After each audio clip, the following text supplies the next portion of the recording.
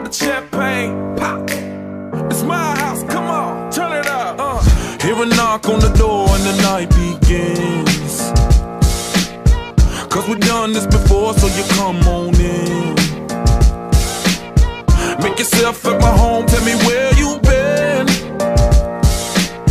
Pour yourself something cold, baby, cheers. Mira. Okay? Érted? Gergő. Come back.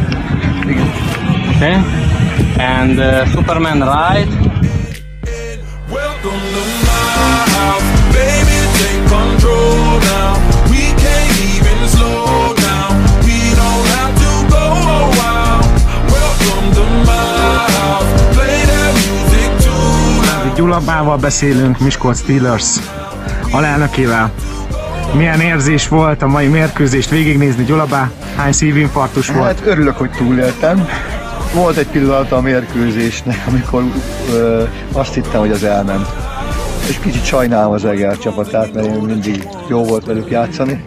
Ők is megérdemelték volna, hogy ott legyenek. Mi jobbak voltunk egy Troyjal, egy Jordannel. Hát legyen egy örömfoci Pesten. Igen, az másik kérdésem az lenne, hogy mit vár a döntőtől Gyulabá? Hát a nagy állam ez volt, hogy ott legyünk. Ha ott vagyunk, nyerjük meg. Legyen ez a végszó, köszönöm szépen! Szeretném megkérdezni, hogy milyen volt a mai meccs, kedves barátom? Hát legelőször is nagyon szoros, nagyon kellett küzdeni. Többször is úgy éreztem, hogy elvesztettük, illetve többször is úgy értem, hogy már megnyertük.